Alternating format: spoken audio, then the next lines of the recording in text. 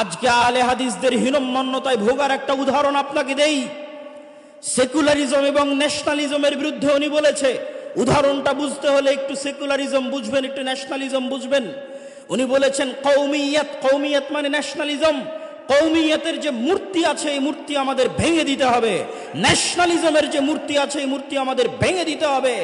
সেকুলারিজমের যে মূর্তি আছে এই মূর্তি আমাদের ভেঙে দিতে হবে। এই সেকুলারিজম, এই ন্যাশনালিজম তাগুত এবং শিরকের কাছাকাছি মহা অন্যায় এবং মহা অপরাধ। কিন্তু দুঃখজনক হলেও সত্য কি জানেন, আমরা আহলে হাদিসরা যে ব্যক্তি নাভির নিচে হাত বাঁধে, যে ব্যক্তি রাফুল আদাইন করে না, তাকে অপছন্দ করি ঠিকই, কিন্তু একটা দল যখন সেকুলার পার্টি করে, আর ওই সেকুলার পার্টির যখন নেতা হয়, তো ওই সেকুলার পার্টির নেতাকে কোন লজ্জায় গর্বের সাথে বলেন যে সে আহলে হাদিস? তওবা করা উচিত। একটা সেকুলার পার্টির নেতা কিভাবে আহলে হাদিস হতে পারে? আজকে আহলে হাদিসদের হীনম্মন্য মনোভাবের সবচেয়ে বড় প্রমাণ হচ্ছে কোথায় কোন ছাত্র নেতা কোথায় কে আন্দোলন করলো, তারা সেকুলার, তারা লালনবাদ, অথচ আহলে হাদিস আলেম গর্ব করে বলে যে তারা উমুক আহলে হাদিসের উমুক। নাউজুবিল্লাহি মিন যালিক।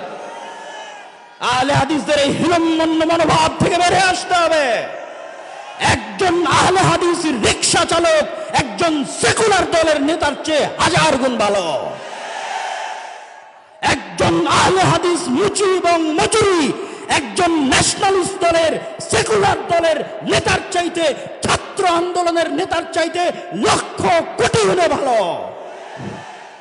অথচ আহলে হাদিস আলেমের সন্তান যখন প্রধান উপদেষ্টার দরবারে গিয়ে নিজেকে আহলে হাদিস দাবি করে, তখন কেন গায়ে জ্বলে?